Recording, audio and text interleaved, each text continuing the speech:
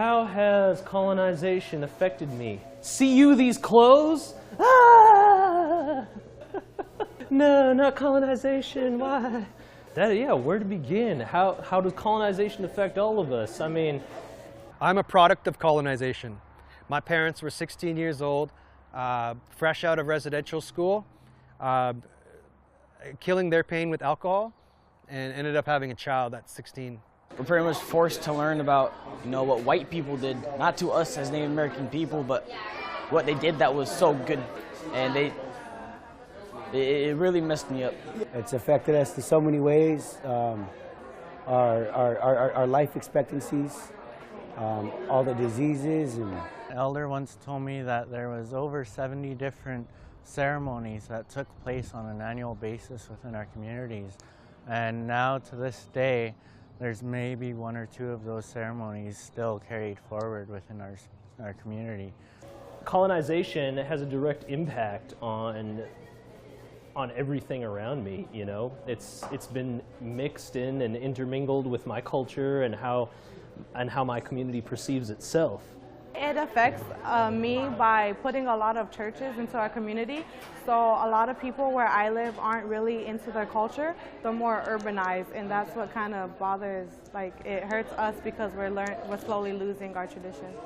It was a struggle for me for a while to be able to identify, because I didn't know where I fit in. I didn't know where I was from or anything about who I really was.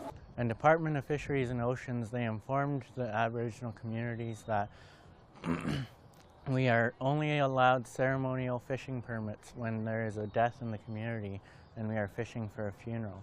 In past, we used to be able to go out for ceremonial purposes, for weddings, for coming of age celebrations, for all sorts of celebrations. I think colonization affected my family the most was through our language.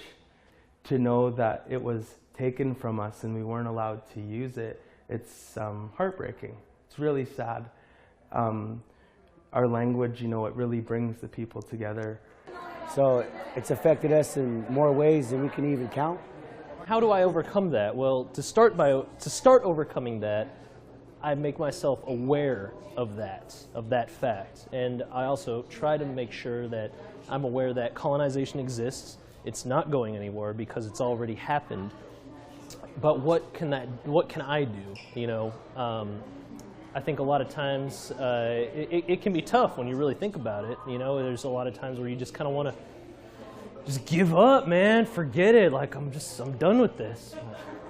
But you don't do that, please. Try my best to overcome it by try being a leader in my community and teaching the youth. Challenging colonization could be as simple and easy as living the lifestyle our people lived before. Because if we live the lifestyle, if we practice our traditions and our culture, our kids will watch that and they'll grow up and they'll want to do that the same way we did. And we need to be focusing on our children, on our youth, because they're our future.